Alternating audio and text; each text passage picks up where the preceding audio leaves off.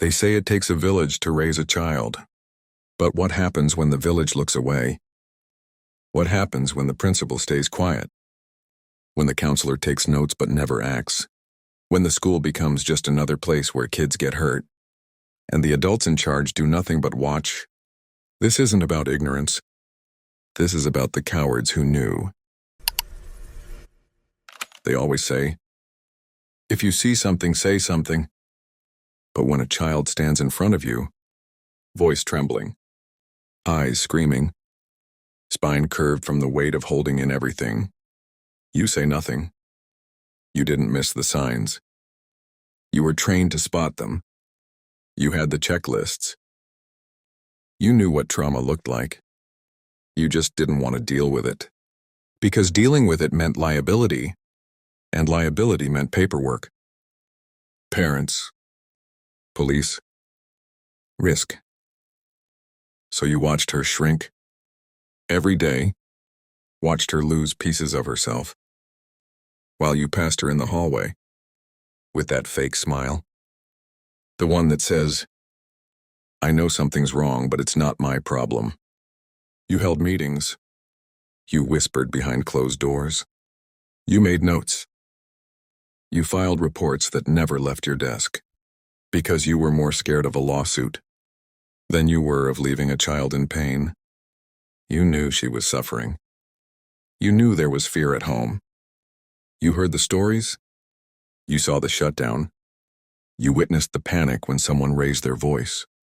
And you still chose silence. Because silence doesn't get you fired. Silence doesn't rock the boat. Silence doesn't trigger legal fallout. But silence hurts children. And your silence cost her everything. Her sense of safety. Her ability to trust. Her belief that adults would protect her. That teachers, counselors, principals were the good ones. You weren't the good ones. You were the cowards who knew, the ones who watched, who waited, who calculated what was safest for you, and abandoned what was safest for her. Don't tell me you care.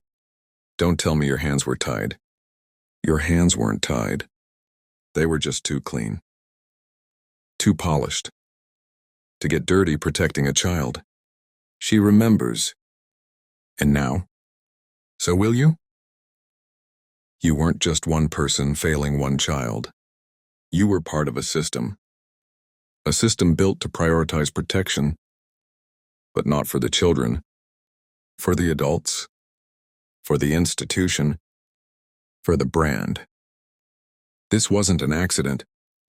This was policy. This was training. This was you learning how to cover yourself, how to document without doing, how to say the right words, without ever making the right moves. You said, let's not get involved. You said this might be a custody issue. You said we don't want to open a legal door, so you slammed the emotional one. You taught your staff to refer to the script, to delay, to drown the truth in paperwork, so no one would ever be responsible. You created a culture where doing nothing looked professional, looked safe, looked smart, but it was cowardice. It was betrayal. It was grooming by neglect. You protected your jobs, your titles, your future promotions, and left a child in the wreckage. You talked about her like she was a liability, not a person. You turned her pain into paperwork, her trauma into protocol, and you wonder why kids stop speaking up, why they stop trusting adults, why they stay silent even when they're screaming inside. Because they learn that even when they tell the truth, even when they break themselves open to be heard, they're still not safe. You trained them to believe that silence is survival. You did that. You and your system. And now, we're naming it. We're burning the shame you handed to her and sending it back to every desk that closed its eyes, to every leader who chose the school over the student, to every counselor who said our hands are tied, No, they weren't. You just didn't want to get them dirty. You were supposed to be the safe ones. You were supposed to be the ones who stepped in. But instead you became one more door that stayed closed. One more voice that went quiet. One more adult who left a child alone with their fear. You weren't just absent. You were complicit. You saw the pain. You saw the shutdown. You saw the warning signs. And you chose your own comfort. Your own safety. Your own job. You did not protect her. You protected yourselves. And maybe you sleep fine at night. Maybe you filed it away like one more closed case. But let me tell you what she remembers. She remembers the panic, the helplessness, the meetings that led nowhere, the blank stares when she tried to be brave. She remembers asking for help and watching you all look away. You didn't forget her. You just hoped she'd stay silent. But she didn't. And I won't either. We are not confused. We are not overreacting. We are not making this up. We are telling the truth. Louder than you ever expected. Your silence made her question her worth. Your cowardice made her question her voice. But now she knows better. Now we all do. You failed her. But she didn't fail.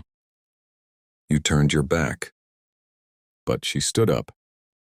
You stayed silent. But she found her voice. And now it echoes. Through every story we tell, every lie we shatter, every child we remind, you deserved better. If this was your story, you are not alone. You didn't imagine it, and it was never your fault. Share this if you remember. Follow if you're done being silent, because we are not finished, and they don't get the last word.